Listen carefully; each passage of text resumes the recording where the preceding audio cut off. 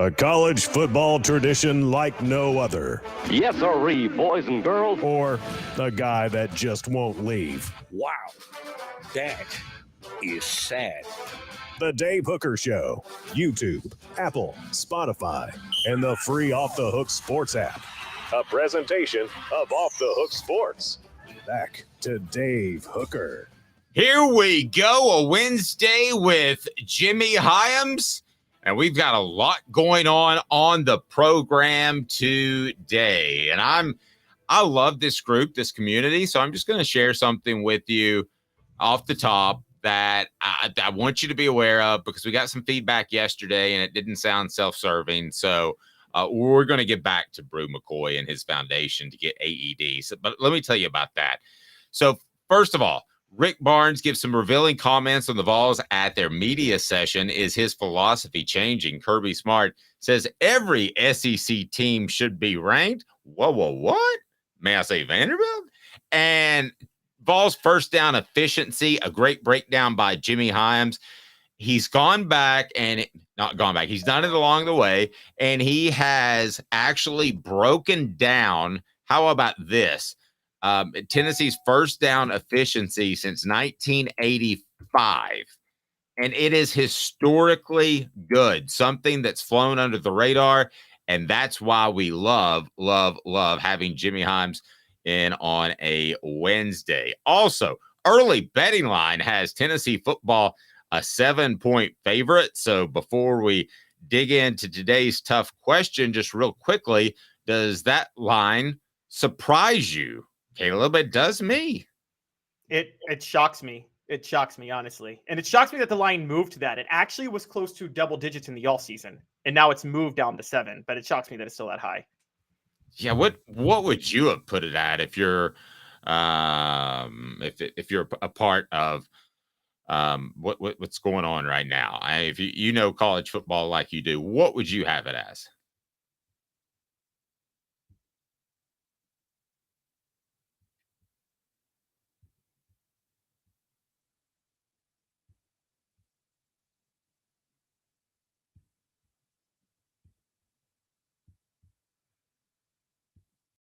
Yeah, I think I lost actually, Caleb. Can you hear me now? Okay, Caleb.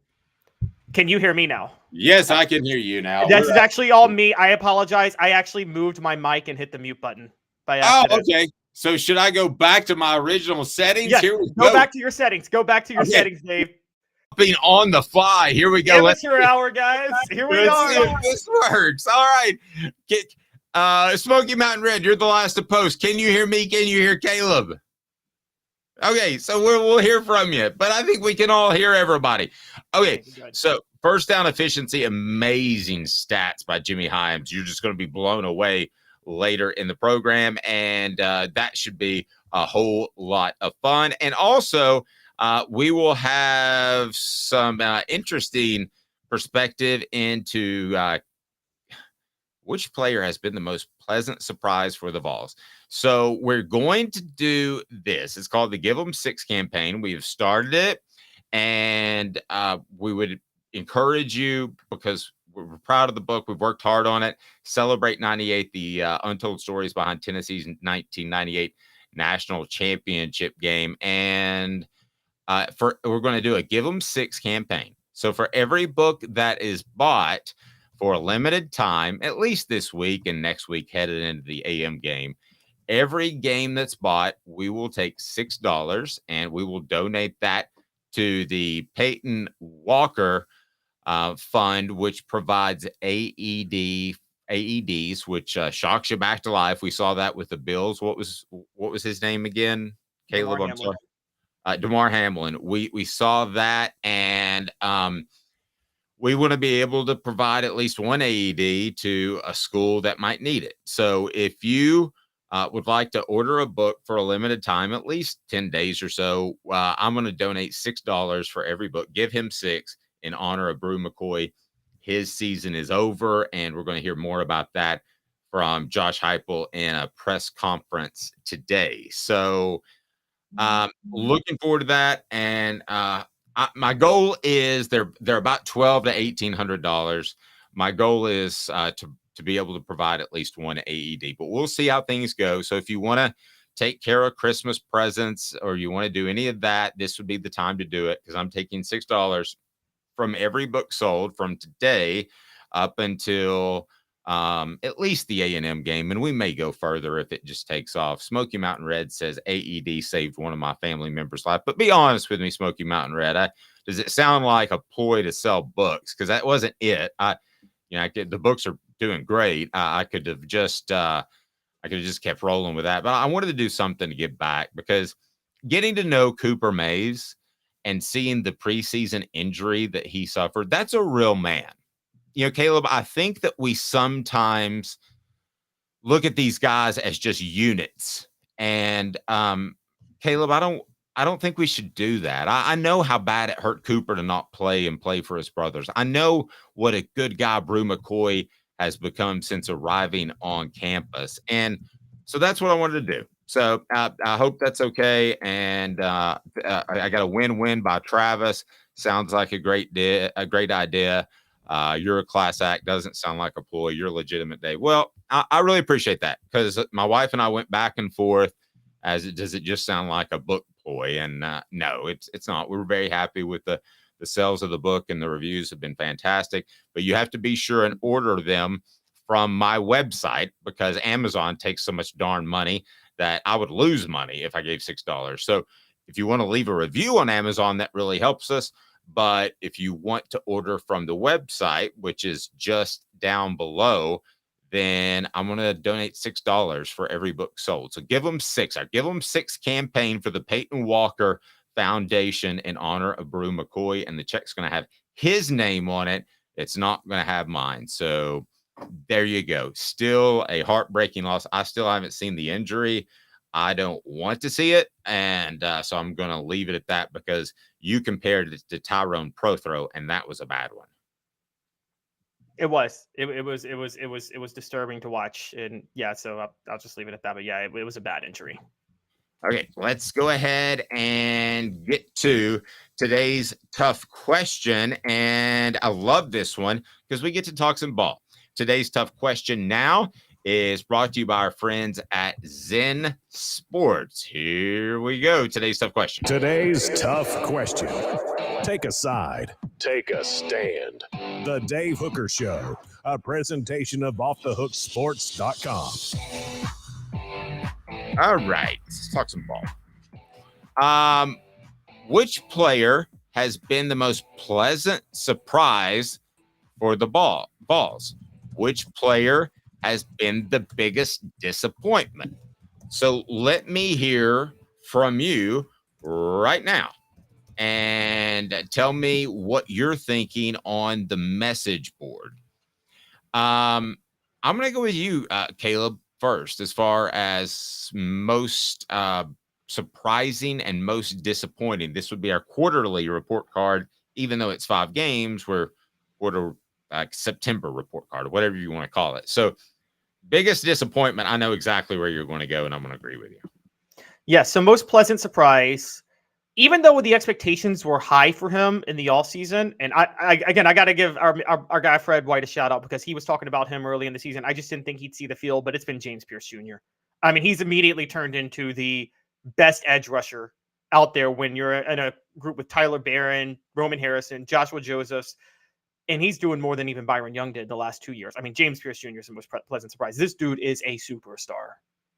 Okay, so here's what I'm going to do. That was going to be mine too. I'm going to go opposite of you. I'm going to pick a different player no matter what. So that was going to be mine. And I know what your biggest disappointment is going to be, and that was going to be mine as well. So you're going to have to make me work a little bit, because I know yours has the initial of DT. Yes. DT. That's also the first 2 letters of an acronym that millennials use that is a little dirty, but you know. I want to know. But yes, the most disappointing is obviously Dante Thornton. And I'm going to say disappointing too I mean this in a very negative way. It's disappointing to the point of borderline disgraceful, because it's disappointing based on a lack of effort to me more than it is actual lack of talent. And I'm sorry, when you're not good because you're not giving your all, like what you talked about with James Banks in the early 2000s, that's disappointing to the point of disgraceful.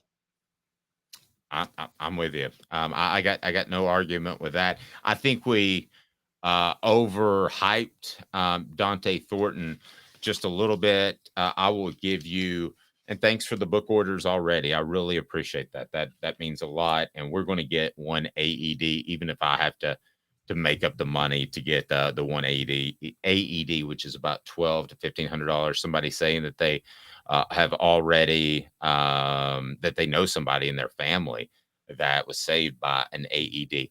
All right, my most disappointing player, I guess, would be Dante Thornton.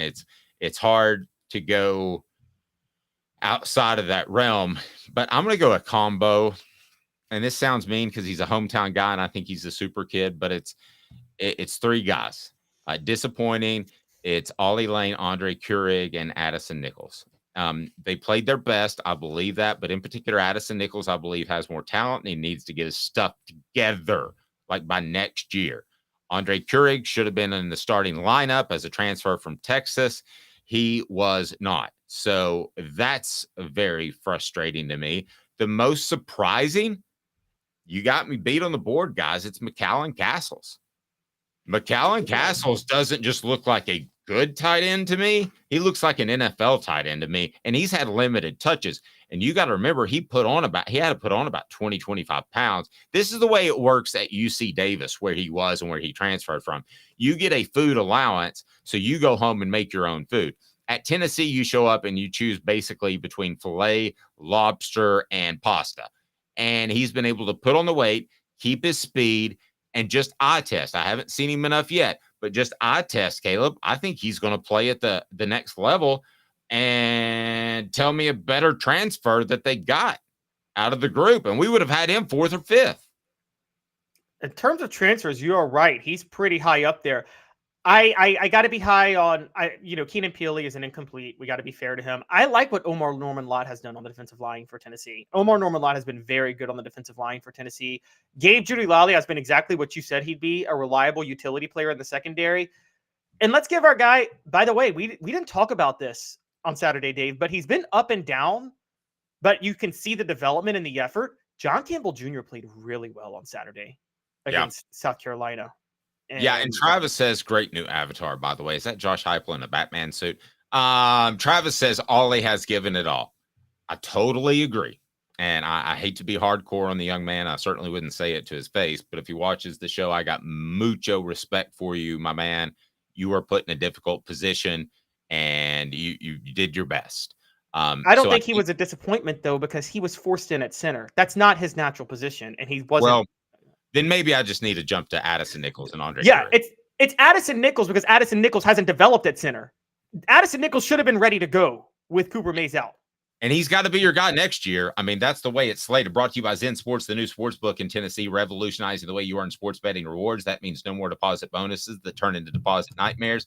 On Zen Sport, what you see is what you get. And with their cash rewards program, you get a lot of cash for a welcome bonus. Earn an unlimited 5% cash back on the betting volume for your first 15 days when you sign up with the promo code HOOKED. That's right, HOOKED.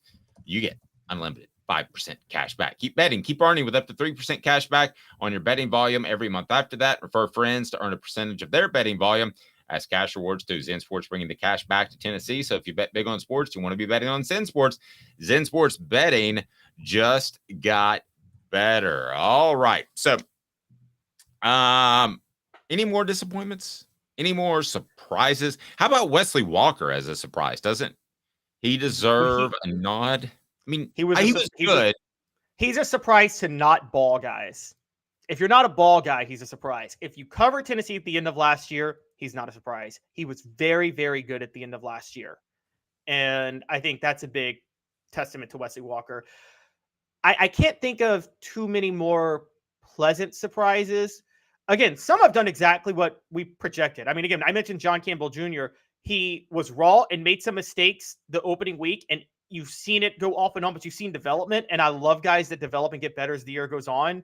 And I think the bye week is going to be great for him. I mean, now, Dave, I can honestly say this. I criticized him for making a lot of mental mistakes, but I I got to say that he deserves a lot of credit because now you're seeing the potential superstar at left tackle in John Campbell Jr. when what you saw was raw potential, and now you're seeing real talent develop. The opposite of Dante Thornton, where you see real talent and absolutely no development and no effort whatsoever. And I'm sorry, I'm being harsh, but I'm going to keep harping on just how disgraceful it is that Dante Thornton has been a disappointment because it's totally on lack of care and effort and nothing else.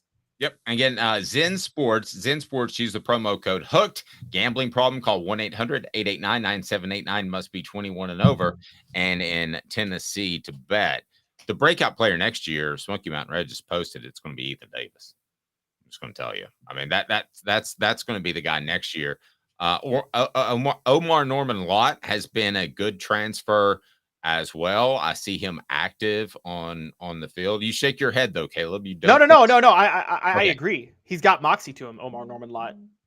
All right, so let's go back to surprises because we felt like we knew this team, right? So big one, Kamal Hadden. Y'all can hate on Kamal Hadden all day, but Kamal Hadden has actually been a very good cornerback for Tennessee this year. And I know he's going to talk a lot. He might get you a penalty here and there, and he might get cooked every now and then, but you guys remember Cortland Finnegan with the Titans? I think Kamal Hadden is kind of like that. Kamal Hadden has a little bit of Cortland Finnegan in him. Huh. Okay. Now I'm going to throw this on you, and I don't throw you under the bus often, but I'm going to. How about Aaron Beasley? You didn't think much of him to start the season. He's been incredibly active. No, that's just on me, not as a surprise overall. I'm surprised, but I should not have been surprised. How about that? That was me. Well, yeah, I was kind of with you. I thought he was limited, and I wondered with his brother committing if that was a package deal. It's possible it was a package deal. I think it's similar to Elijah Herring was recruited to get. Well, no, yeah, Elijah Herring was recruited to get Caleb Herring. Aaron Beasley was there to get Caleb Beasley. Oh my gosh, 2 Calebs. I just thought about that in my head with brothers, and my name is Caleb too. But, by the way, for those who don't know biblical terms, Caleb was the guy who was housed by the prostitute, by the hooker in the book of Joshua. To take down Jericho. Well, I didn't know that, but now I do. Travis says he's also been terrible. He's missed the 2 biggest tackles possibly of his Kamal Hadden? Now I believe he's he's referring to the 2 missed tackles, the one that went viral and went crazy. He's still playing his butt off. Y'all got to give Kamal Hadden some respect. Yes, it was a bad missed tackle against Florida, but in terms of coverage, y'all are being unfair to Kamal Hadden. I think because Kamal Hadden talks, it stands out more when he gets beat, but you're ignoring some of the moxie that he puts in throughout the game that's needed by the defense. Well, and I'll say this too about another player that I think that we could have this debate about whether or not it's any of the transfers. Let's remember they haven't been in long, and I think this continues to gel. But with Aaron Beasley, I'm telling you that he's played better than Caleb thought, and he's played way better than I thought. I'll throw another one in there as far as biggest surprise. How about Caleb Herring? I think he's done well. So Caleb or Elijah? You mean Elijah? Elijah Herring. You got me stuck on Caleb names. What are you doing? Elijah's done well, but I thought he struggled against. Would it have been? It was Florida. I think he struggled against, but I think that was more. But but then he looked a lot better against South Carolina, to his credit. So he's developing. So I'll give him credit on that. I feel like I'm missing somebody, but there we go. It is time for What the H? And What the H is brought to you by our friends at Annie Mason Real Estate, AnnieMasonRealEstate.com. What the H? What the? What was he thinking? Release the hounds. The Dave Hooker Show. Keep cool. A presentation of OffTheHookSports.com. Guys, I'm going to tell you to jump all over this number on Texas A&M side. The early betting line has Tennessee a 7-point favorite versus Texas A&M. Caleb, what am I missing? Here's what we know. You tell me what we know about A&M. And I'll tell you what we know about Tennessee. Here's what we know about Tennessee. They played a Florida team and lost that got pushed around by Kentucky. Also, there was the Cooper Mays issue. I realized that, and I think communication was a problem. They beat a South Carolina team that's not good, and then they beat a UTSA team that's not very good, a Virginia team that's not very good, and an Austin Peay team they looked awful beating. So I don't gamble, but when I do, I feel pretty confident. I think this is less than a 7-point game with Texas A&M coming to town. Before we get to that and your thoughts, what do you think of Texas A&M this season? Give us a breakdown for those that are tailgating and can't be in front of the television or doing whatever they're doing, and they're just thinking about the Vols. What do they not know about that Aggie team out west? So Texas A&M, and by the way, I want people to know this up front. I am one of those people who makes picks. I put my pride on picks, but I'm not like Skip Bayless where I'm going to go down with the ship when I realize I'm wrong and try to make an excuse for it. No, I was wrong on Texas A&M. I thought they were going to come apart under Bobby Petrino. Their backup quarterback, Mac. Now, I was partially wrong because their quarterback got hurt, and Max Johnson's a better quarterback. Their backup. That dude is a baller, Dave. He is a baller, and he is an NFL quarterback. I'm just telling you guys that right now from what I saw. Brad Johnson's son, he was raised by a quarterback, so I think he has a good feel for the position. I'm a little confused why he wasn't the starter from the get, but I'll let Bobby Petrino explain that one. I am too. So I think I would put Tennessee -3 to 4. And basically the only thing I'm doing is giving Tennessee the line based on the NFL, how NFL does it with home field advantage. I think the line gives you 3 points for being at home. That's what I would do. You think neutral site, this is an even game? I think neutral site, it's an even game. And I would not have said that at the beginning of the year. I'm going Tennessee -3 to 4. Now, here's what I think Vegas is doing. And I saw this on the message board, and I want to mention it too. I think they're questioning Max Johnson going to Neyland for the first time.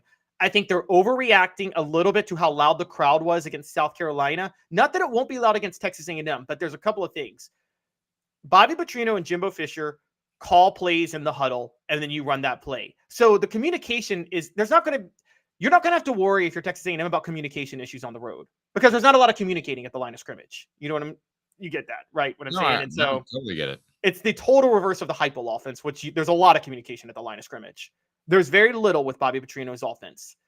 So I don't think the crowd, I think they're giving Tennessee 5 to 6 points, which I do think in college football, I don't know if you agree with me, but I think they should give more points for home field advantage for big college football stadiums like Neyland than they should in the NFL. They're going to give you 3 for the NFL. You should get like 5 for playing at Neyland. Honestly. That's a good point. Whereas if you play, let's say Vanderbilt was good at some point, what do they get, a point or 2?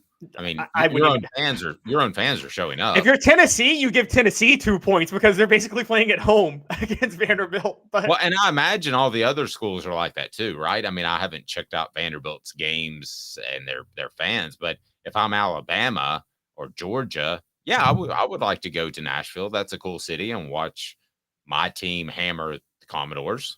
I mean, yeah, exactly. Wouldn't you think that every team's probably like that? It's a vacay.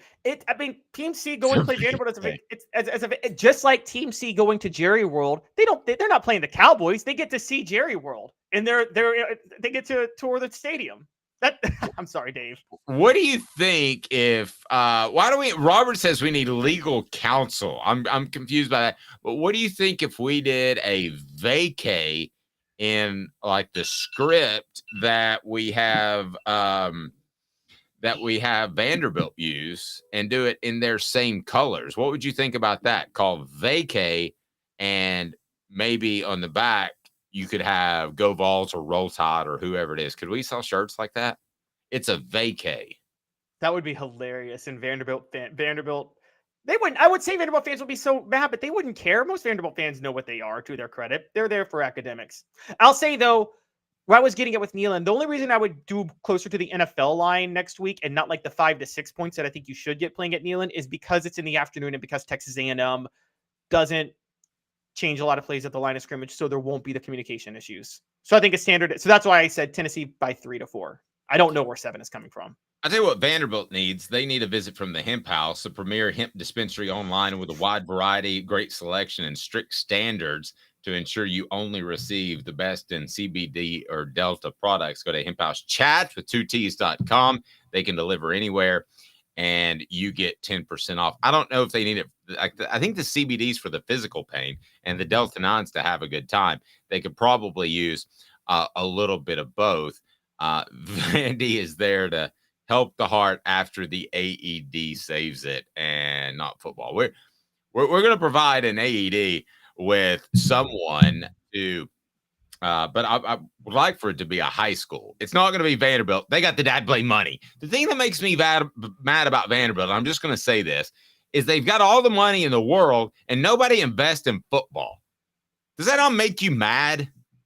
I mean, it would just take a couple of people. My cousin graduated from Vanderbilt. He's an orthopedic surgeon. He has his own jet. He doesn't pack luggage when he goes on trips. He goes on trips and his wife buys clothes. Dave, why invest in football when you can take the money from the SEC? Well, by the way, this is, if you think about it. I mean, my cousin, who I love, gave me a great new hip. If he wanted him, if 20 of those guys wanted to invest, you would be talking about a different Vanderbilt program. Well, and this is why you know what? Vanderbilt is socialism for rich people. Because here's what's happening. Vanderbilt, people who graduate from Vanderbilt probably make more money than people who graduate from any other school in the SEC, right, Dave? Yes. Okay. Well, Vanderbilt contributes nothing from a football perspective to the SEC, but they are happy to take the revenue from the SEC that Tennessee and Texas A&M and Florida and Georgia and Alabama produce, and all these school students make less money in the field than Vanderbilt. So it is rich people taking money from regular people. Vanderbilt should be kicked out of the SEC for that. I'm fine with that.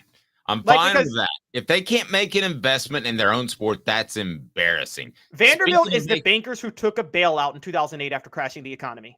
Ouch. Speaking of making an investment, you need to do so with Andy Mason, AndyMasonRealEstate.com. He brings you, what the H? With Andy Mason, you've got the best service and the best prices in the biz. That's pretty awesome. That's Andy Mason. So we love him, and he is just fantastic. AndyMasonRealEstate.com. You know you'll get the best prices. I'll be honest with you. I went to school with Andy, to high school, and I thought to myself, well, he's younger than me. I'm going to go with another realtor. Biggest mistake of my life that got me out of my current house at a bad price, got me into a house at a bad price. And I was like, Andy, I made a mistake. He goes, I thought you should call me. And sure enough, I did. And he is that great. I can assure you, tell him Off the Hook Sports sent you. Also, I mentioned that Greene County Middle School had lost a player. I don't know if that was AED related or not. So I remind you that every book sold, and until we tell you otherwise, at least up until the A&M game, we're got to give them 6 campaign. So we are going to give $6 for every book sold, and to the Peyton Walker Fund, which provides AEDs, and those are the things that they can shock your heart back to life. And that was Brew McCoy's charity of choice. And I'm glad that you guys saw it the way I saw it. I want to give back. It's not about selling more books. I do also want to keep your children safe. Herald Group Security Solutions, leadership experience, specializations, addressing problems through unique mission-specific mitigation techniques, also making your children safer one school at a time. That's HeraldGRP.com, HeraldGRP.com. They're working with private schools now, but they will be working with public schools very shortly, because we're getting some legislation changed. That's what we're taking care of. So there we go. We're getting that legislation changed. So Jimmy Hyams is going to join us up next. And what do we got on tap for Jimmy when he joins us? Dave, we have a column by Jimmy on the Vols' first down efficiency. I'm going to talk with Jimmy, too, about Kirby Smart saying every SEC team should be ranked. I don't know. That wasn't very Kirby Smart of him to say. But so we're going to talk about those things, plus a little bit of Tennessee basketball. Rick Barnes made some revealing comments yesterday. So comments that make me actually, if you're a Tennessee fan, think you should be encouraged about Rick Barnes and what he's doing for the future. No, I like it. And yeah, with the thing that Jimmy's going to break down too is first down efficiency. He has been he has been breaking down and charting. I never charted because I felt like I could see the game bigger in the press box, but he's charted every play. He doesn't depend on the sports information department, and he's charted every play in Tennessee football since 1985. And the first down efficiency this year, at least before, well, it's probably every bit as good, but before the UTS game was really strong. Smoky Mountain Red says, I did put together an AD on the book and an AED, and we can all share on socials. So I don't know what you mean by AD, but I tell you what, it is on my Off the Hook Sports page. It is, if you haven't friended me yet, go ahead and friend me on Facebook and please share. I would certainly appreciate that. But again, $6 for every book sold. The Give Him Six campaign goes to the Peyton Walker Fund for Brew McCoy's charity. And we're going to try to provide at least one AED to a school that needs it. And we've already had a couple of people. It's out there, Smoky Mountain Red, on advertisement. So if you want to share, that'd be great. Somebody just said they already bought 3 books. That means a lot. So not a ploy to sell books. I just feel really bad for Brew McCoy, because if you heard half the stuff I hear about Brew McCoy and what a real dude he was, and not the typical transfer that had problems getting in, you would be blown away. I have to tell you that I missed Butch Jones, Arkansas State, at UMass by 1 week. Okay, so I was going to do a bio on him and maybe a book, but I missed him because I'm going to the University of Massachusetts to see my son. So I missed him by 1 week. The Butcher played there last week, so I'm sorry I won't have anything on Butch, but I'm going to leave you and Caleb with Jimmy Hyams, as I've got to go up to UMass and see my son. Is he homesick? Yeah, but he won't tell me he is. 2 minutes right after this, and it's Jimmy Hyams. Caleb Calhoun will drive you through. I'm Dave Hooker. Hit that like and subscribe button. We certainly appreciate you. Coming up, Jimmy Hyams' first down stats is just going to be unbelievable. Stay tuned. Sun, sand, and salt water, the beach is a very relaxing place. Unless you wear contacts. Ow! Open your eyes to the best the beach has to offer with LASIK vision correction from Campbell Cunningham Laser Center. Sports Treasures in North Knoxville is one of the South's largest sports cards and memorabilia dealers, featuring over 10 million sports cards from vintage to modern. Sports Treasures carries a full line of hobby boxes, singles, autographed memorabilia, Tennessee Vol collectibles, fan cave decorations, and so much more. See a museum full of collectibles at Sports Treasures, 4819 North Broadway in Fountain City, and Sports Treasures on Facebook. Sports Treasures, where the real sports fan goes to shop. Have you seen the latest TriStar Hats Co. product? TriStar Hats Co. What's that? You know, those really cool hats, shirts, tumblers, and even license plates with 3 stars like the official Tennessee flag and stripes like the American flag. Pretty patriotic if you ask me. Gotcha. Seen those. Those are cool. Where can I get them? Simple. TriStarHatsCo.com. And if you order now, there's 10% on any order $50 or more. Plus, use the promo code HOOKED. With the promo code HOOKED, you get 10% off. That's hooked. And don't forget free shipping with any order over $50. Stock up at TriStarHatsCo.com. That's TriStarHatsCo.com. There are plenty of wannabes out there, so make sure you go to TriStarHatsCo.com for the best quality and customer service. Will do, and I'll be sure to use the promo code HOOKED. That's hooked when I do, to save an additional 10% off. TriStarHatsCo.com. TriStar Hats Co. is a trademark of TriStar Hats Co. LLC. Any use without express written consent is prohibited. Welcome back to the show. Dave has got to fly to UMass, and he really did miss Butch Jones. By the way, Jimmy, you probably remember this. Jimmy Hyams here with us. It was after the UMass game, wasn't it, when Butch Jones went off on you, I believe, wasn't it, for asking the Shy Tuttle question? I can't remember how many times he went off on me, Caleb. I just know that every time I asked a question, I tried to present it with a 5-star heart, and he didn't always accept it. So, the Shy Tuttle, basically what happened, Nigel Warrior punched Shy Tuttle, And so I asked, and Jones kept dodging the question. So I just asked him, how did Shy Tuttle get the injury? And he said he fell on a helmet. And of course, everybody in the room knew he was lying. And so, so that went over real well from Butch trying to cover up a situation in which one of his players punched another. Yeah. Jimmy, what do we want out of our media? Honesty, right? Right. I thought everyone. I've memorized that speech because I've watched that rant so many times. Where it's like, if everyone here is Vol fans, I'm like, do you not realize that the people covering you are not Vol fans? They're covering you for Vol fans. And here's the interesting background on that too. So I'm sitting next to John Adams, and I said, John, are you going to ask the question about Shy Tuttle? He said, sure. So he kept raising his hand, and they wouldn't call on him. So I raised my hand. They called on me. I handed the mic to John.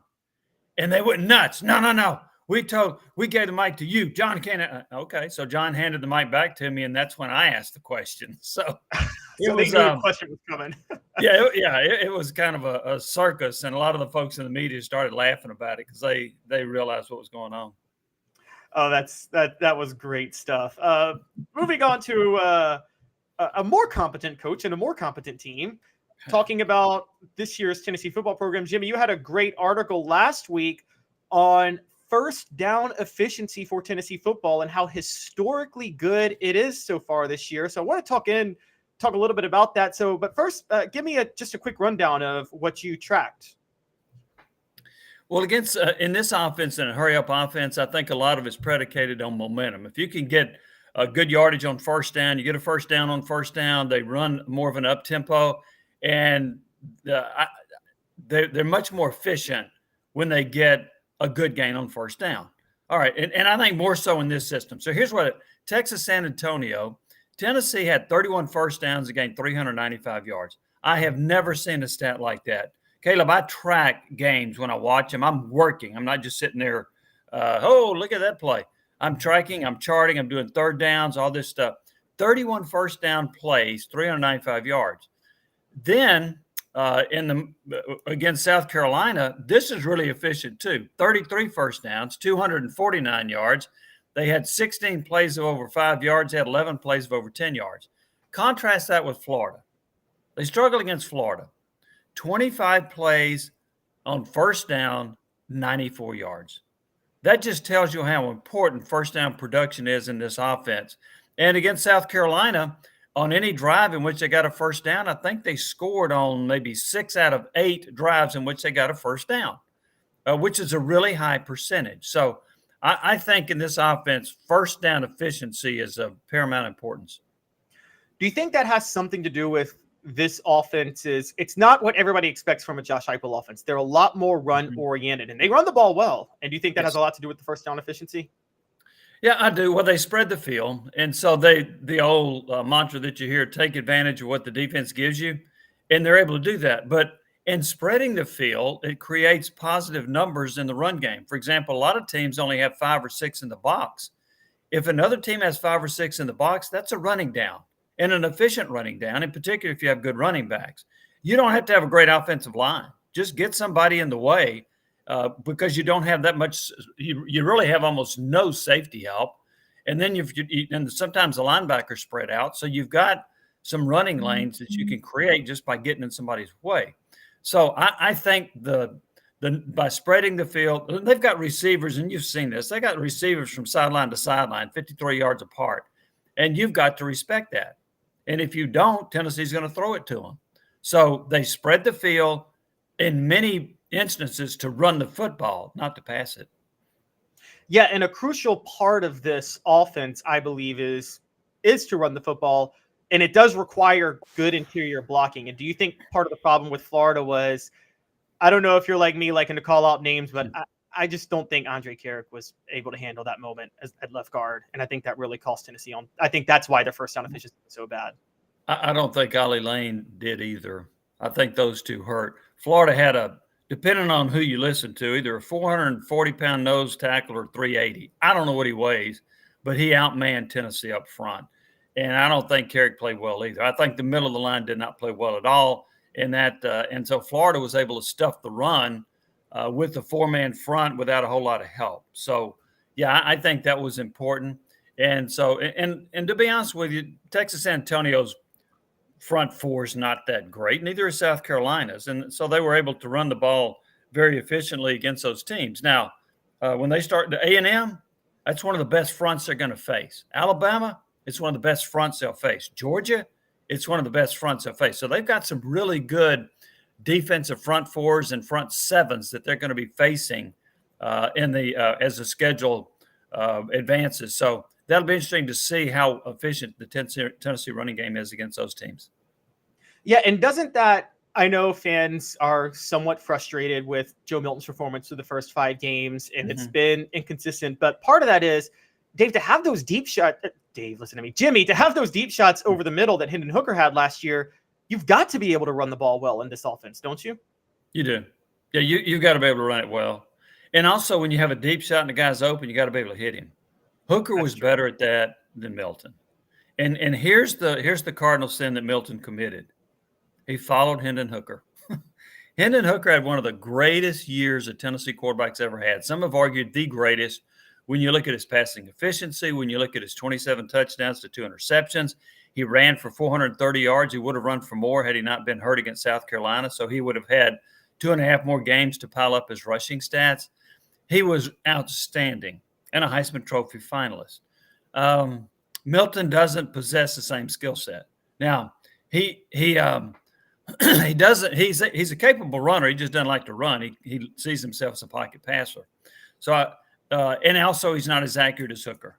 He just misses too many open receivers.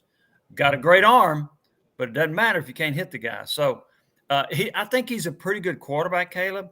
I just don't think he's as good as Hendon Hooker, and that's who he is judged against by a lot of Tennessee fans.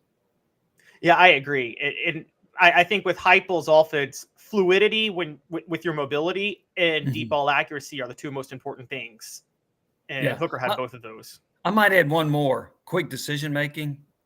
Oh, yeah, that's very true. And Hooker was really good at that, in reading the defense and knowing when to pull it or keep it on the zone read. And that's why the offense looks so fluid. I don't think Joe's quite as adept as Hooker at that. Yeah, those passes over the middle, he's always late in deciding to throw it over the middle. You're right. And that's a big issue. It's funny you bring this up because this is kind of a summer conversation Dave and I had. You weren't on the show at the time, but I'd love your perspective on it because we're talking about these type of traits to run the Heupel offense. Which previous Tennessee quarterback would have thrived in it? And I came down to either T. Martin or Heath Schuler. Who would have been the best at running the Heupel offense among previous Tennessee quarterbacks? Boy, those 2 would have been really good. I give you another one I think would have been real good because he was such a good runner is Josh Dobbs. Dobbs was not – Schuler was a more accurate passer. T. Martin's accuracy was maybe slightly better than Dobbs. I know he had that 23 completions in a row, and people point to that, but he also had several games where he completed 55% or less. But Schuler was the more accurate. I think Schuler and then Martin and then Dobbs would have been really, really effective in this offense. Yeah, my only reservation about Dobbs is do you think the arm strength would have held him back in Josh Heupel's offense, or the lack of arm strength? You know, that's a good question. Here's the deal that I look at with arm strength. I always point to this guy that came from Florida named Danny Werfel. He didn't have a great arm, but rather than taking a 5-step drop and throwing it, he would take a 3-step drop and throw it. And so instead of throwing it 55 yards downfield, maybe it was a 40-yard pass, but it was on time. It was accurate. And so maybe you ask Dobbs to throw it quicker. So he doesn't have to throw a 55-yard pass. He's throwing it maybe 40 in the air. And because those receivers, when they get open, and they do get open a lot in this offense, you just have to hit them. So I would ask Dobbs to probably throw it a little bit sooner than those others. Yeah, and I think Danny Werfel, the big thing with him was he was always willing to take the hit after he threw it. Too. Yeah, he was. Yeah, he was a tough character. Yeah, and that's probably why they lost that 96 game to Florida State. And then didn't they get revenge because they put him in the shotgun because he took way too many hits in the regular season game? Well, and I may be a little off on that, the revenge I think was 52-21. They destroyed Florida State in the Sugar Bowl. So yeah, that they had to change, and they did. Sometimes Spurrier is hard-headed and wouldn't change, but he had to in that case, and it worked. And it's funny to actually mentioning Spurrier, and we talk about first down efficiency. I wanted to go there because that's a similarity with Heupel too, where Spurrier wanted to run the ball a lot too, right? He spread the field, but then he always had an elite running back, didn't he, in the 90s that you had to respect? He typically did. I think he had Eric Rhett. I think he had Fred Taylor. But here's what I remember about what Spurrier would do. Spurrier would throw the ball a lot early and build a lead, and then run it in the second half when you're trying to play catch up. So he's still spreading the field, but now he's running it and he's running some more clock. So that's a lot of what Florida did. Throw it to build the lead, run in the second half to hold the lead. So you think that seemed to be a problem with Spurrier, whereas if it was a close game, he got a little bit impatient and was trying to force the passing game sometimes? Yeah. Oh, yeah. He did that against – I think he lost 2 in a row to Auburn. And I think that was a big factor in that. He got impatient, started throwing it down the field. He even went into one Auburn game. It was really a ridiculous thing to do. But he went in and said, well, if my quarterback Terry Dean doesn't play well, I just go to my backup. Who does that? Who says, hey, if my quarterback doesn't play well, I'm going to bench him? I mean, and so what happened? Terry Dean didn't play well. They went to the backup and they lost the game. That's what you had to love about him, was his honesty, though. Never lied. I've never known Spurrier. I remember him kind of being on. I think he hurt Jadeveon Clowney. I mean, he still went number 1, but I remember he kind of was open about Jadeveon didn't really give it us all his last year at South Carolina, and basically said he was right. Yeah, but nobody says that. Yeah, nobody says that. Speaking of coaches, I wanted to move on a little bit because I don't know if you saw that Georgia's head coach Kirby Smart was in the news yesterday for saying something that I thought, as I told Dave, wasn't very smart, which was he was asked about Georgia playing their first ranked team all year in Kentucky. And he said, well, in my opinion, everybody in the SEC should be ranked, which I'm like, seriously, you're going to say that this year when the SEC is clearly down and they're still Vanderbilt in the SEC? What were your thoughts on Kirby Smart saying that? It was just dumb coach speak. I mean, clearly not everybody in the league deserves to be ranked. There are a lot of teams in the league that have a losing record. You're not going to rank Arkansas. You're not going to rank Mississippi State. You're certainly not going to rank Vanderbilt. So I took that as a coach that not only, well, he said something stupid, but I think what he's trying to do was to say, hey, the SEC is better than you guys think it is. You know, y'all are talking about how we're not as good. Well, we got all these teams that ought to be ranked. No, Caleb, you're right. The SEC is not as good as it's been. It doesn't have the elite teams that it did. To me, Georgia's more beatable than it's been in 3 or 4 years. Alabama is hamstrung by their quarterback situation. They're not as good as they have been. They're not the powerhouse. So there's a pretty good chance that Georgia and Alabama are going to lose to somebody in the regular season along the way. But, yeah, that was just a dumb statement by Kirby Smart. Nobody believes it. And if you gave him some truth serum, I think he'd tell you he doesn't believe it either. Yeah, if you were going to be more honest, I would have said, if I were Kirby Smart and I were an honest person as a head coach, I would have said, well, I don't know if Kentucky's legitimately ranked. Are they ranked in name only, or are they ranked because they got a 5-0 start playing nobody really good? Wouldn't that have been a better response? Well, no, because that would have fired up Kentucky. You know, now that would have been dumb too. So that would have been just as stupid as saying all of them should be ranked. What if he had said, I think everybody in the SEC should be ranked except Vanderbilt? How do you think that would have gone over? That would have been great. That would have been hilarious. But, I mean, the reason if I'm being honest on truth serum, though, I'm saying there is an argument that maybe he could say that Auburn was a tougher test for Georgia than Kentucky, because Auburn on the road is tougher than Kentucky at home, I think, this year. I don't know what your thoughts are on that, but no, I think that, and as you know, that's a rivalry that goes back to like 1892 or something. I thought Auburn would give them a pretty decent game, but they gave them a better game than I expected. Georgia's been a slow starter. I mean, they were tied with UAB 7-7 into the second quarter. South Carolina led them 14-3. So this is not the same team with the same stinger that it had the last 2 years. That still doesn't mean they can't turn it on at some point. And when I think about that, I think about NBA teams. I'll see NBA teams just kind of lollygag through the regular season. Then when they get in the playoffs, boom, all of a sudden they start playing great. Maybe Georgia does that in the second half of the season, maybe against some of the better teams. They play more to their level and not down to the opponent's level. I thought Georgia would give them a pretty decent game, but I picked it as a 10-point game. But I certainly didn't think that Auburn would have a lead like it did and then have a chance in the fourth quarter like it did, which tells me that Georgia's still trying to find its way a little bit, I think, on offense. Their quarterback has been okay. He actually had some pretty good numbers against Auburn, and he was really good in the fourth quarter, thanks to Brock Bowers. But I think Georgia's beatable. I think they have a really good defense again, but offensively, they're not what they used to be.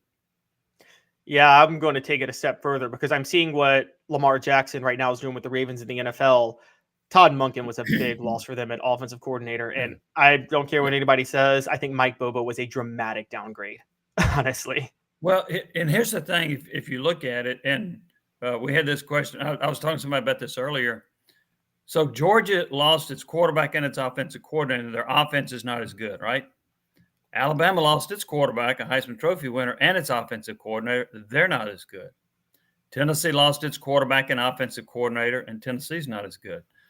I would say the Tennessee issue has more to do with Hooker versus Milton than it does going from Alex Golesh to Josh Heupel. Heupel had success as a play caller at Missouri, Central Florida, et cetera. So, but those three teams are not as efficient on offense as they were a year ago. And the common denominator is new quarterback, new offensive coordinator. Exactly. Meanwhile, the team Georgia is playing this week also has a new quarterback and a new offensive coordinator. Yeah. And that was a massive upgrade.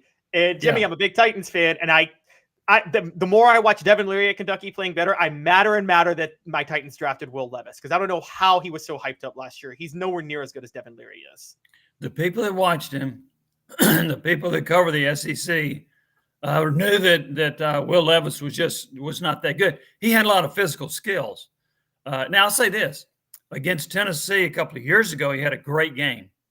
Against Tennessee last year, Tennessee won 44-6. 44-6. And Will Levis was awful. And I know they kept saying, well, he's hurt, he's injured, he's got a bad offensive line, blah, blah, blah. And a new offensive coordinator. I think Liam Cohen is a heck of an upgrade over the guy they had last year. But having said all that, I thought Will Levis was the 4th or 5th round draft pick. I did not see him. And most people, as you remember, had him projected pretty high in the first round. A lot of people had him in the top 10. But I just don't get it with him. Look, in 5 or 7 years, I may be saying I'm wrong. But, boy, I don't see it with Will Levis.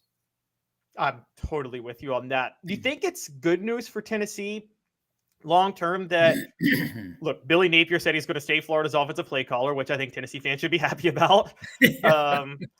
Dowell Loggins is at South Carolina. I'm sorry. I think he's a horrendous offensive coordinator. And I just say that from watching him as a Titans fan in 2010 and 2011, when he thought that he didn't want Peyton Manning because Jake Locker was his guy. Just y'all remember that. He thought Jake Locker was better for him than Peyton Manning.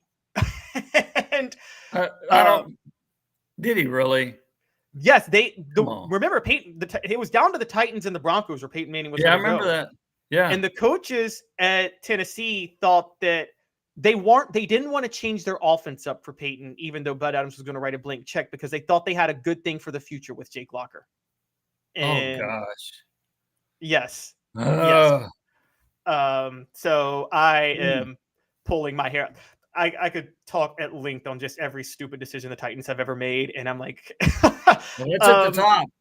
That's at the top. Yeah, that was a bad one. And so, but do you think it bodes well for Tennessee that there are just a lot of, I think, not good offensive coordinators or offensive coaches in the SEC right now outside of Kentucky? Yeah, I think that does bode well for them, and it makes those other teams more beatable.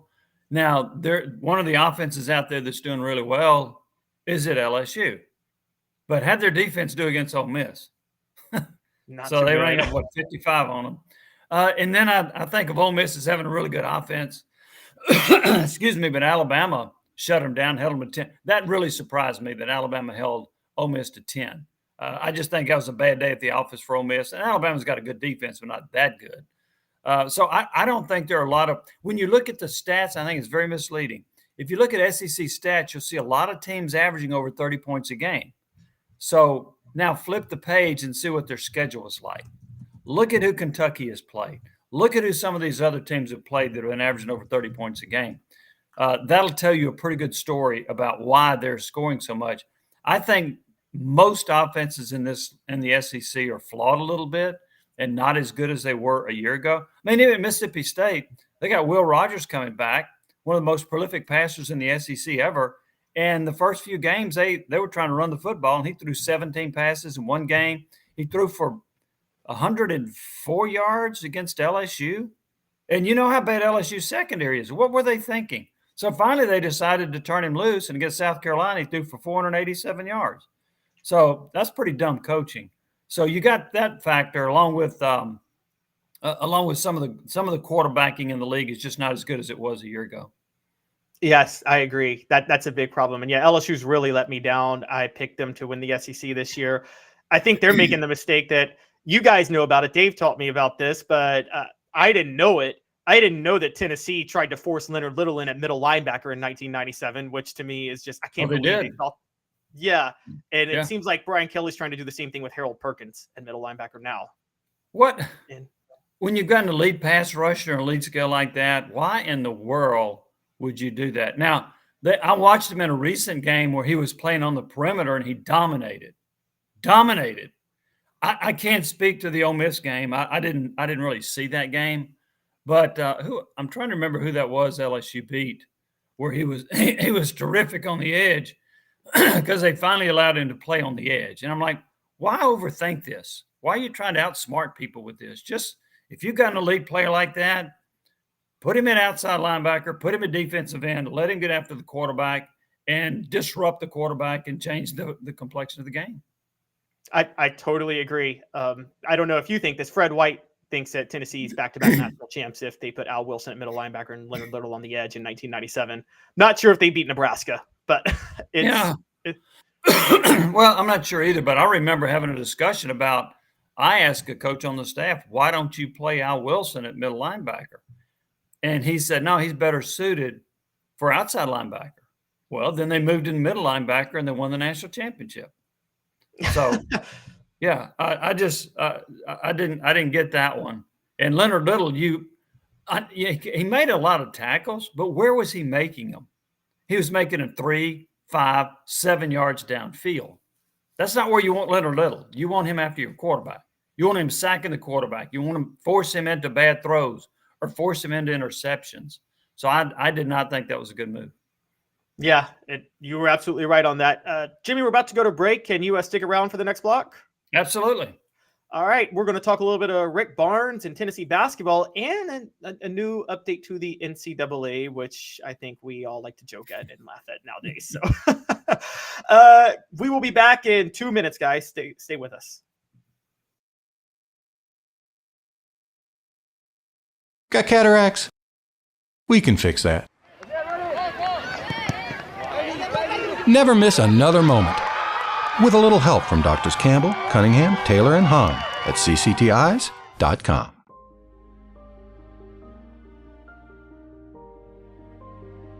Our family has been creating one-of-a-kind pieces of jewelry in West Knoxville since 1986. Each piece is a combination of unique processes that bring your idea to life. Every day in our shop, a truly special item with a story all its own is being manufactured in our facility, bringing the history and family sentiment into a whole new generation of life. We're grateful that you chose us to be Knoxville's best jeweler, a title that we value and respect. Because to me, being a jeweler and owning a jewelry store are not the same thing. I'm Rick Terry. I'm a jeweler, and we want to be your jeweler. Kingston Pike and Campbell Station Road in the heart of Farragut, and downtown on Gay Street right next to the Tennessee Theater. Hi, Mike Davis here with City Heating and Air, reminding you to always dare to compare. Our team provides quality local heating and air service, installation, and maintenance across East Tennessee. We use only the best equipment like American Standard heating and air conditioning for your residential, new construction, or commercial needs. Honesty, dependability, and customer satisfaction have been the cornerstones of our business since 1961. City Heat and Air. Dare to compare. These mountains hold and defend a spirit far better than moonshine. A drink that holds flavor that becomes necessity. A hard cider made and relished by folk who are as hearty as they are legend. A refreshment that can only be found in one place. With a taste that makes you say, give me 3 bottles of the good stuff. Tennessee Cider Company, where necessity can be found. Welcome back. Caleb Calhoun with Jimmy Hyams here. We had Dave at the top of the hour, but he had to go. We are going to talk a little bit about Tennessee basketball. This typically happens during Tennessee football's bye week. It seems like basketball practices for the preseason always begin, and Rick Barnes spoke with the media yesterday. I wouldn't cover it too much in the heat of football season, but I want to get into something, Jimmy, that kind of stood out to me yesterday, which is last offseason, I was very critical, last season, and since he's been at Tennessee, I thought Rick Barnes was a solid hire, but I've always been critical that I felt like he was so old school with his love for the mid-range and defense, and he didn't believe in utilizing the perimeter the way he should, knowing the way college basketball is going. Then I saw how he went in the transfer portal this offseason. Got a lot more three-point shooters, and he said yesterday at one point, quote, I know we have more depth on the perimeter than we've had since we've been here, and up to this point, we've shown we can shoot the ball. But I just know that we've got a long way to go defensively, unquote. Is this a good sign for Tennessee that maybe finally Rick Barnes is building a perimeter-based team to keep up with the sport? Caleb, I don't know.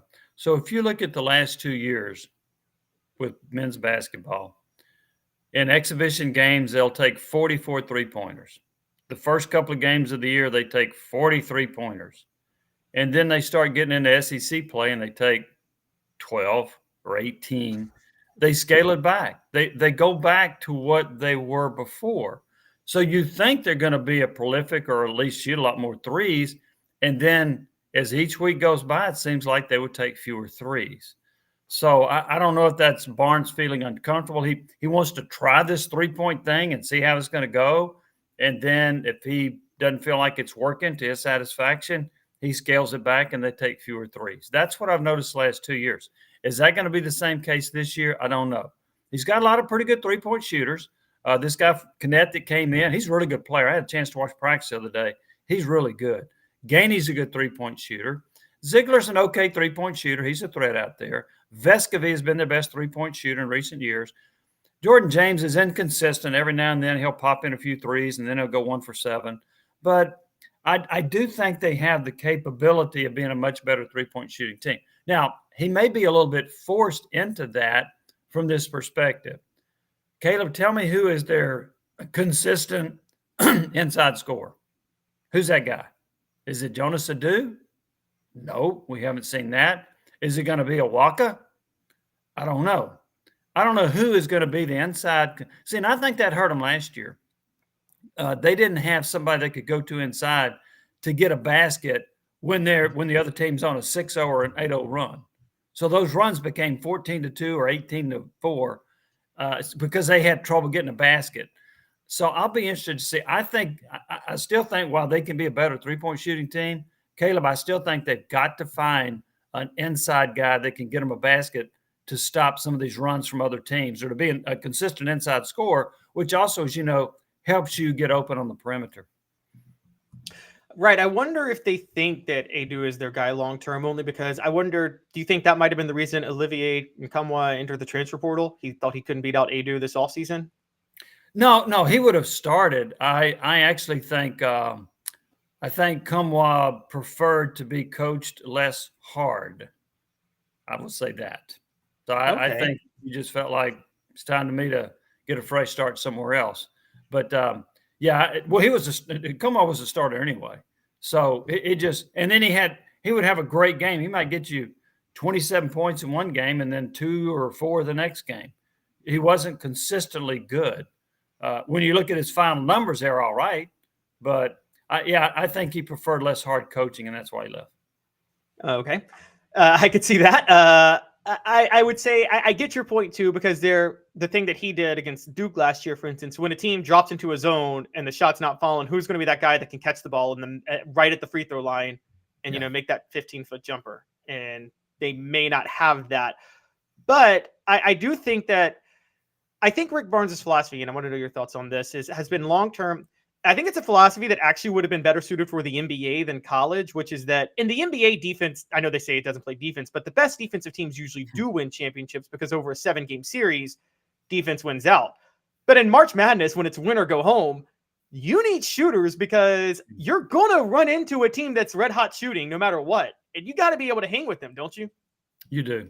Yeah, you've got to have offensive production. And the deeper you get in the NCAA tournament, the tighter some of your players get as far as shooting. So that's why you've got to have a lot of good shooters that don't.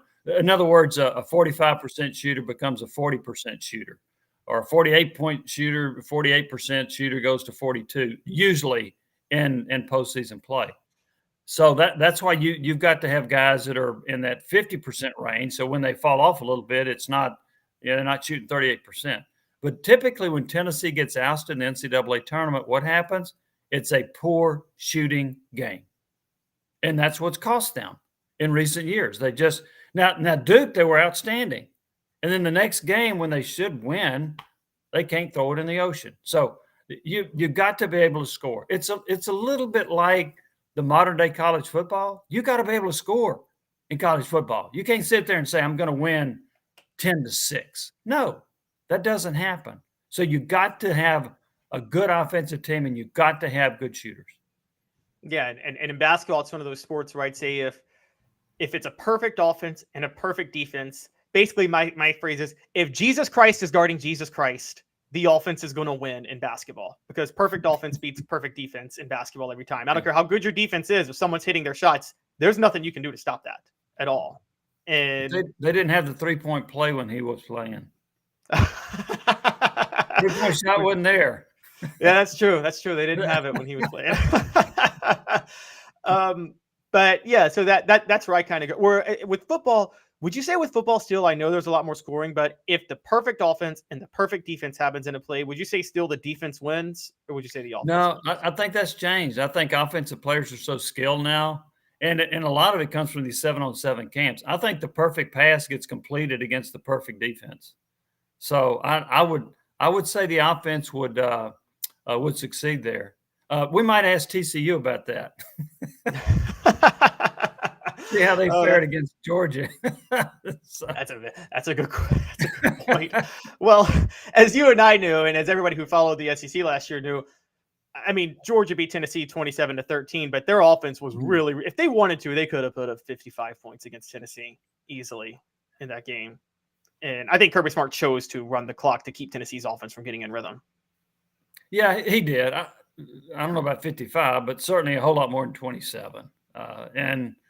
And he may need, it'll be curious. I'll be curious to see how many he needs this year, but he did take his foot off the gas. That is true. But here's the thing too. Georgia last year, they would take their foot off the gas when they had scored 40. They're having trouble getting to 40, even against weak teams. So I'll be curious to see if Carson Beck improves. They got a really good running back. This DeJuan Williams, I think it is, or Edwards. He's a really good back. They've got pretty good receivers. I had been told that Ladd McConkey had been out for a while. Brock Bowers was nicked up early in the year. That's why he wasn't productive, but he's been great the last 2 games. So maybe that'll help jumpstart that offense. Yeah, which would be scary for the rest of the SEC if they haven't hit another gear yet. Yeah. I'll let you address this because I've had fights with many Tennessee fans over my time, Jimmy, about, speaking of comebacks and sitting on a lead. I think the most annoying narrative to me is when people in the Knoxville community and the Tennessee Vols community try to make the case that Peyton Manning put up a gutsy performance and Tennessee fought back against Florida in 96 and almost won. Florida let Tennessee back in that game, didn't they? They took their foot off the gas too early. It's one of the few times I've ever seen Spurrier do that. Yeah, he took his foot off the pedal. It was 35-0, 20 minutes into that game. And then and Danny Werfel, if I'm not mistaken, Werfel threw for 155 yards. That's all. Florida ran the football in the second half to run the clock. Manning had an awful, awful first half. I think he threw 4 interceptions in that game. He was terrible. And then in the second half, Florida took the foot off the pedal, didn't run. They ran the football trying to run the clock. And then they started playing a little bit softer in coverage so they wouldn't give up a 70-yard pass. But Tennessee was never in that football game. And they had to score late to make it 35-29.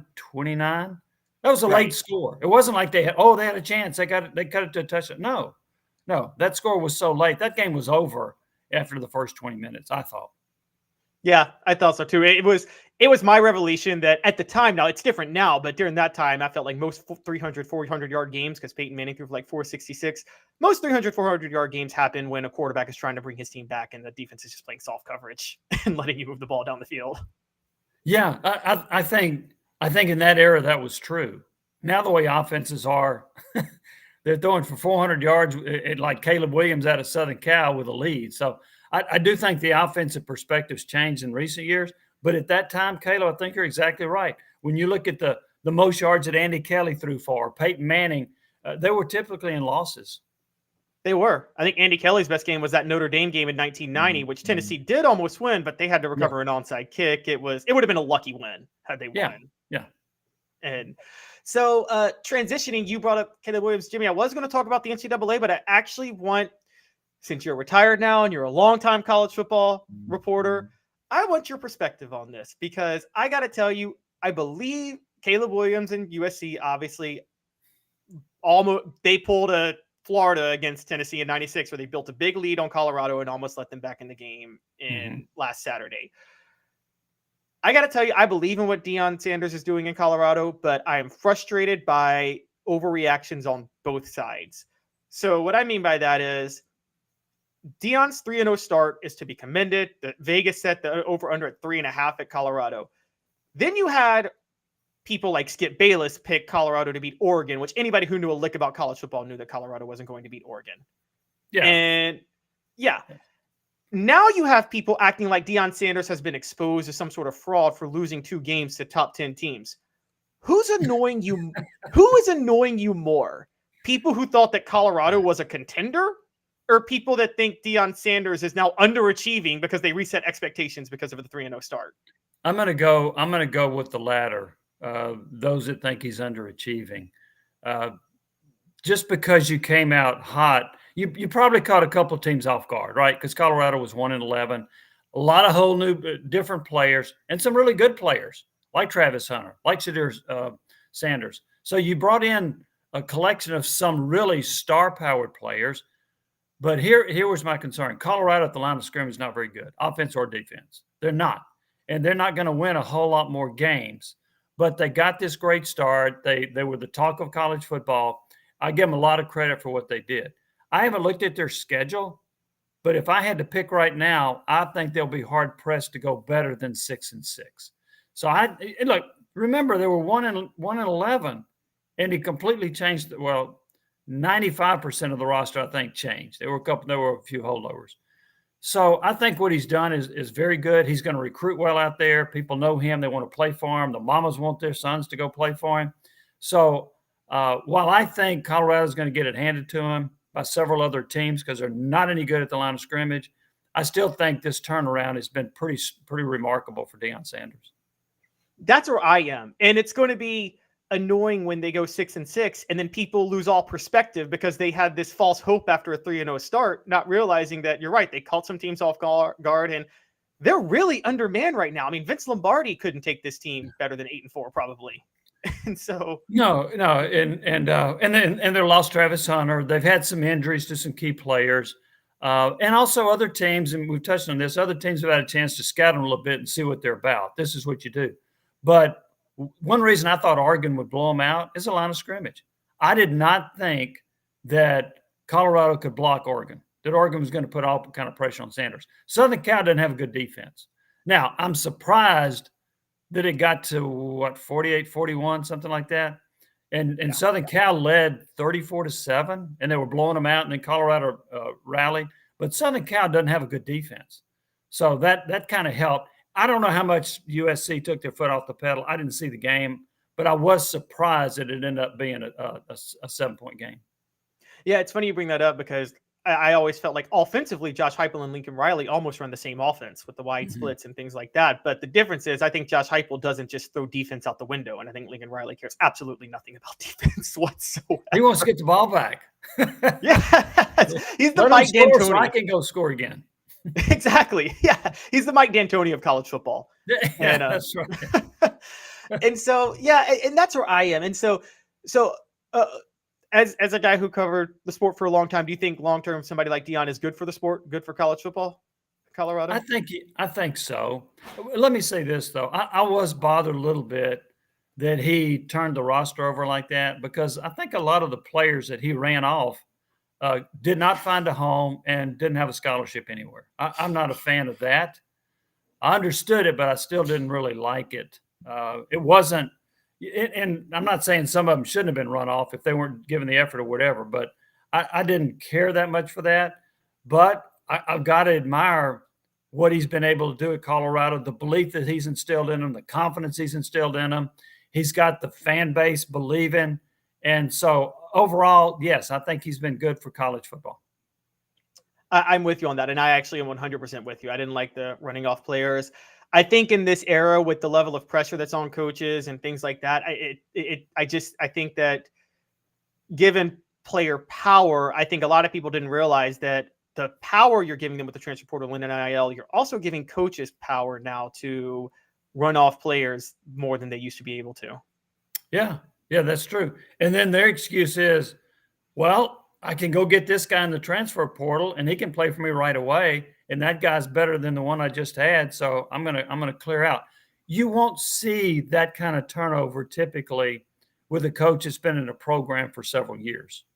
That most of that you see early. Even with Josh Heupel, I mean, he took a lot of transfers early, in part because he lost 40-something players that could have been on the roster. But he took a lot early.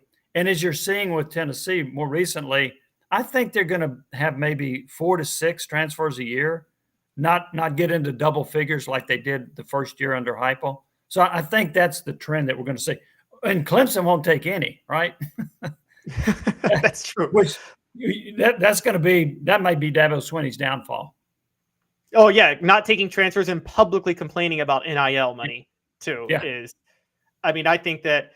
Look, in Tennessee, I think you and I both know, and Dave and I have talked about this. This is why the South Carolina win was so big. Tennessee needs Clemson to fall off, and they need to pounce on South Carolina, because I think it's hard for Tennessee to be a powerhouse if they can't recruit South Carolina. It's a big, important state for them to be able to recruit talent-wise. It is. And if you look at, I think I'm right about this, the 1998 team, the national championship team, I think their starting front four were all from South Carolina. Yeah, they were. Darwin Walker, Billy Ratliff, Sean Ellis, and Jeff Coleman, I believe. Mm-hmm. Yep. Yeah. Yep. And then later, Albert Hainsworth came from South Carolina. After that, which had to be one of the most fun people to cover. He was, when he wasn't carrying around one of those big rods. Chasing after players at practice with that rod. But yeah. Well, and Albert was a tremendous player. He was not as productive as he could have or should have been. But boy, he had some years with the Titans where he was one of the best defensive linemen in the NFL. Oh, he did. I was a fan. It seemed like he was super nice, so you had to get him to get mean. But then once you got him mean, he took it to a way too mean level and a little too far, and he couldn't get that balance right. I feel like. Yeah, that's true. And but as far as the talent, I mean, he was 6'6", he was over 300 pounds. He moved very well. He was quick. He had great hands. He had a lot of the skill set that you would want to be a great defensive lineman in the NFL. And for a number of years, he was. He was. Jimmy, thanks a lot for hanging with me the last couple of segments. I know I am not envying Dave having to go to Massachusetts right now. I think it's going to get, although Massachusetts around Halloween seems pretty nice. So that's always fun. But we really appreciate you. Enjoy the rest of the day. And again, thanks for doing 2 segments with me. Caleb, you're welcome. You have a great day as well. Thanks. With Caleb Calhoun, Jimmy Hyams, this has been a production of Off the Hook Sports. Dave Hooker was there the first segment. Please hit the like and subscribe button. I will be on tomorrow with Caleb Gyro, so it'll be the Caleb Show. And then I'll be on again Friday. So thanks a lot. You guys all have a great rest of your day.